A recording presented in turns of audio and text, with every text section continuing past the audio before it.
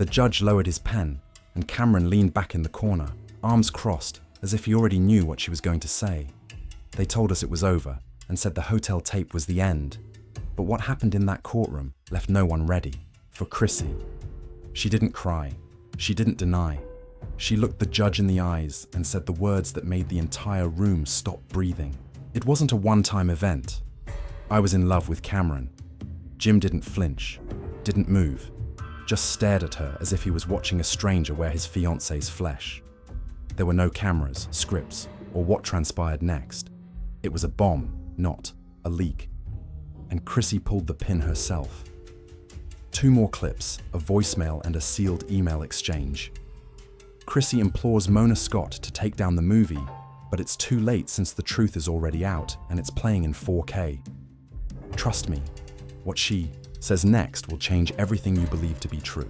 The world stopped when Chrissy stood up in the courtroom, her hands shaking, her mascara smudged, and her lips shaking. Nobody anticipated what Miss Lampkin would answer when the court asked her a straightforward question under oath. Is there anything further you would like to share before we move on to the evidence? Chrissy adjusted the microphone. Clear her throat glanced across at Jim, and dropped of the revelation was so raw and unexpected that it immobilized half the room. It wasn't just emotional. It wasn't simply a mistake I was in a relationship with. Cameron, not a hookup or a fling, but a full-on. And she said it as if Jim didn't say anything, as if remorse wasn't eating her anymore since it had already eaten everything else phrase. He simply sat there like someone disconnected the guy altogether. 1 second he was Jim Jones of Harlem King, pinned the dips at legend, the devoted ride or death. Then he was simply another person in a courtroom being roasted by the lady he built an entire company on. You could hear a pin drop. Even the court clerk Cameron sat too, rose behind sunglasses inside with his head slightly inclined, as if he spotted a ghost, knew this moment was coming. Maybe he did. Maybe this was the plan all along. Let's not pretend it came out of nowhere. The indications were there that the USB clip cam leak last month wasn't simply a sneak peek. At 9:13 p.m., Chrissy, dressed in a sweater, enters the Marin Hotel covertly. The internet went crazy when Chrissy's voice said, "Jim still thinks I met my cousins, he's so easy."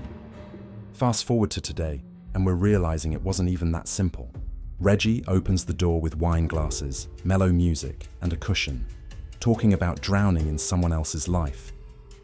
Reggie was at the motel where Cameron Chrissy was staying. She simply got on the stand and told everyone that she was with him. The courtroom didn't explode. Instead, it froze.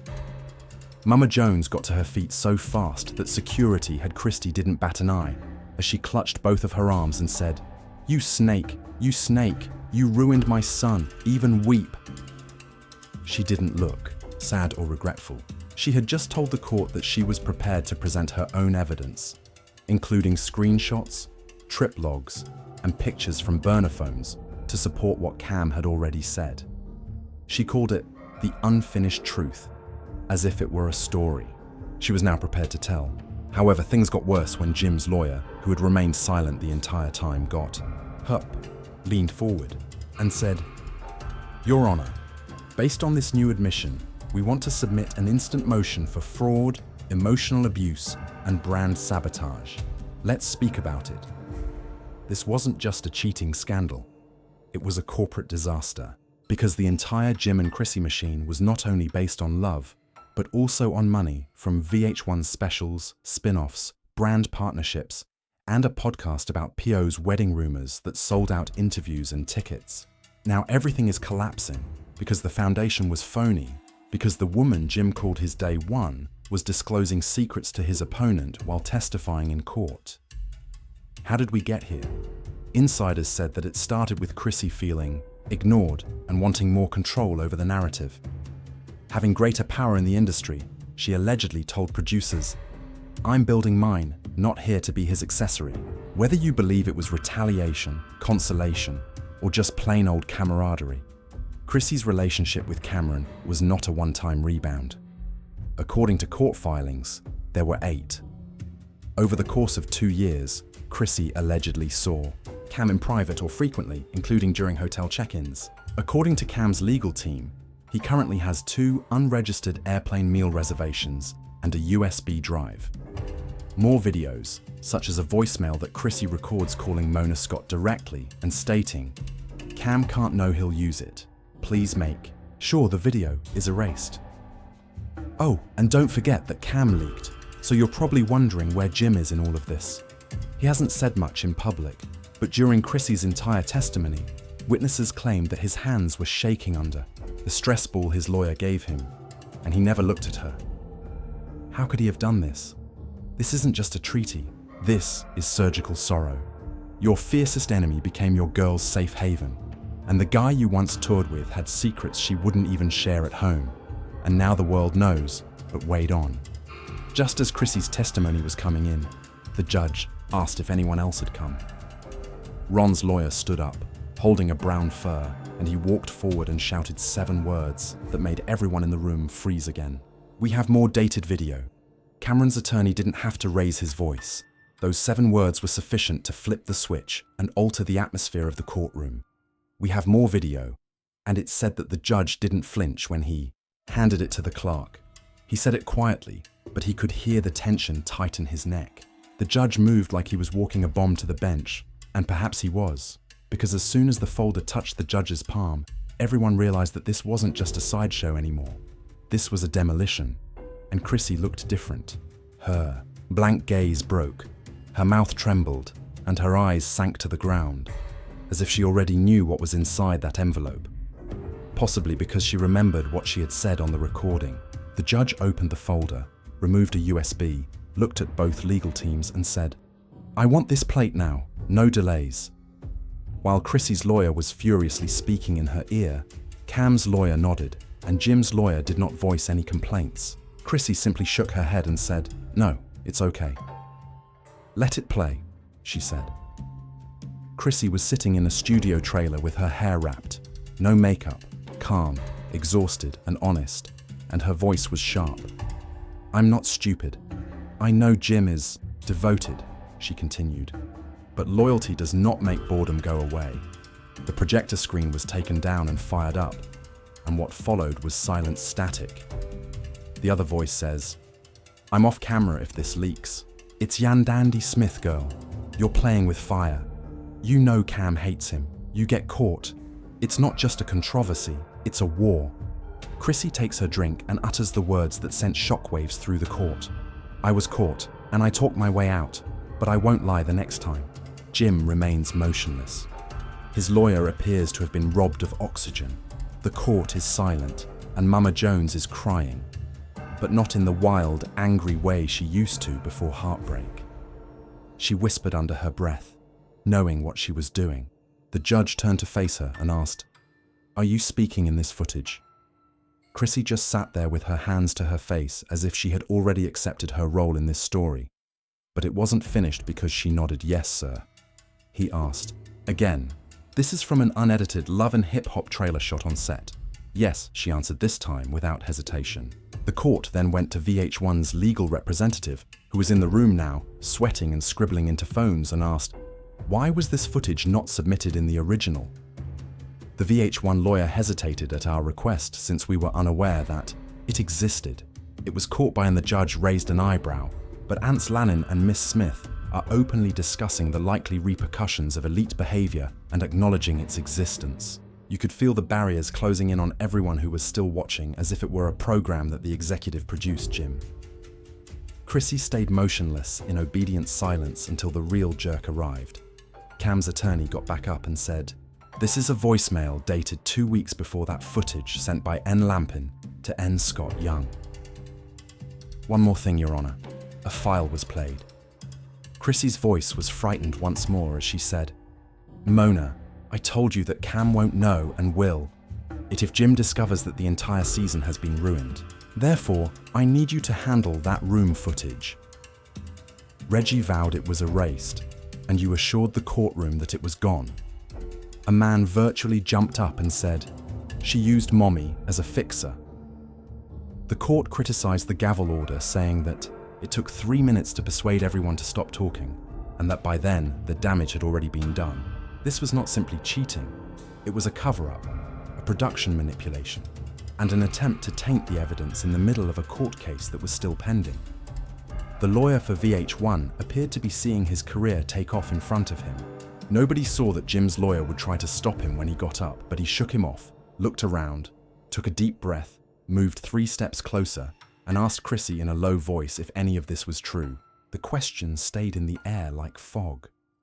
The silence was louder than a slap, and after Chrissy's lips parted and she blinked, Jim nodded. He then turned and sat down at the table, where his lawyer muttered something in his ear. Jim didn't react or flinch, so he pulled out a piece of paper and gave it to him, saying, "Your Honor, Mr. Jones would like to make a motion to countersue Miss Lampkin for emotional anguish, willful deception, and grand fraud." The court asked, "You're filing now?" with a look of surprise. The attorney said, "Yes, today."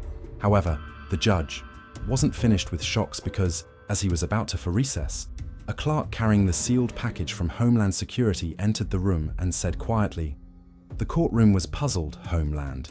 The court has been informed that Ans Lampkin is also being investigated for obstruction, and Chrissy's lawyer stated that the material discussed in previous sessions is related to an ongoing charity fraud prosecution."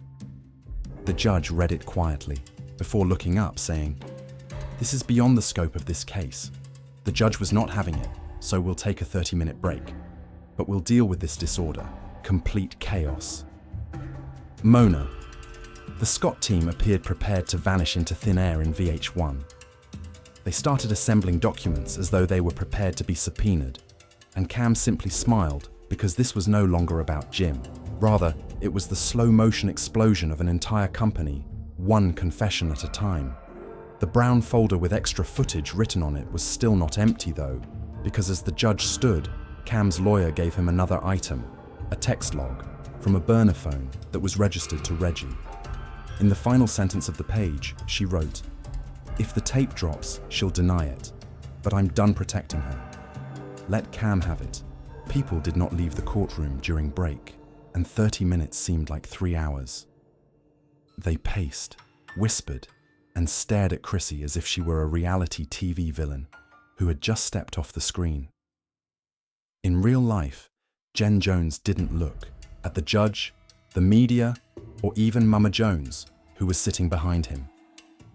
She clutched a tissue as if it were the last thing she would do to keep her sanity intact. But Cam just sat there in icy silence, as if he knew the credits were about to roll and his name would be the last one on the screen. When the court reopened, the tension was so great that it seemed sound couldn't travel. The judge came back, set down his paperwork, and wasted no time evaluating the final item filed, text message taken from a burner phone connected to a man named Reggie. He read it slowly, and she replied, "If the clip falls, I'm done defending her. Let's let them all burn." Then the second message arrived, which the internet hadn't given Chrissy any idea would be buried forever. She used me as leverage to make Jim jealous, saying that Dipset was over and that she wanted to feel strong for once. Cam treated her like a queen, and I was just the cover. Mama Jones broke down again, sobbing under her breath, and Chrissy didn't cry, or deny anything. "Are you aware of these messages?" the judge asked, staring at Manon. She nodded when I asked if she disagreed with their content. She paused, closed her eyes, and then muttered, "No." At which point Jim's attorney reappeared. "With your consent, we would also like to send a contract that was signed by Mr. Jones and Miss Lannon, detailing their future co-ownership of their Netflix documentary series. There are requirements for brand ownership in this contract.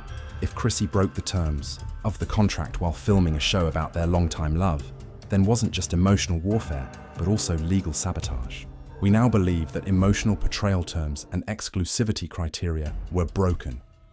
Were you engaged with Mr. Dial's Mr. Cameron throughout the preparation and advertising of this series?"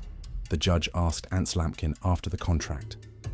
Chrissy took a deep breath and said the words that made this entire trial historic. "Yes, I was.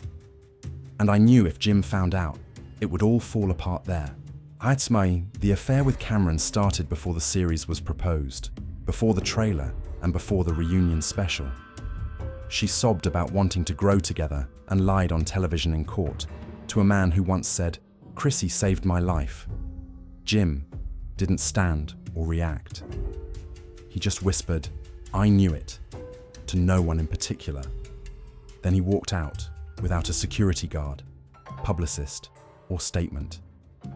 Within minutes of Chrissy's full confession reaching the media, sponsors started sending out emails, with screenshots of internal group discussions among producers appearing online. One message said, "Mom is ghosting everyone. I believe she has finished." The court requested a 5-minute break, but for VH1, it was already too late. Another said, "If this footage gets online, we're looking at class action lawsuits." You don't realize that this wasn't just a show, it was planned pain. They made Jim believe in love just for the sake of camera angles, and Chrissy played along until she didn't have to by evening the SS. Then came the knockout of former VH1. 7 million people had viewed the Christie confession. #her stories snippets flooded. The tape received 3 views after TikTok, which was mixed with depressing music, glitchy edits, and subtitles like "She wanted fame, he wanted forever." Went online that same night while wearing a black hoodie and dim lighting. "I warned you she wasn't constructed." He then logged off. After 2 million views, Mommy Scott finally spoke up with a 2-sentence press release saying, "I didn't know Miss Lampkins was behind the scenes. I assist with any ongoing legal inquiries, but no one took her seriously when producers' assistants and interns appeared out of nowhere, leaking emails and revealing deleted sequences, including a cut-out Netflix clip where Jim directly asks, 'Chrissy, do you still love me?' And more than anything, fans think she looked to the left after saying it, as if she was searching for a sign that it wasn't real. To make matters worse, the program's editor disclosed that they had removed the next line, and Chrissy paused and muttered off camera, "I hope that's enough for now." The slogan abruptly changed everything, defining VH1's Ride or E-branding as meaningless.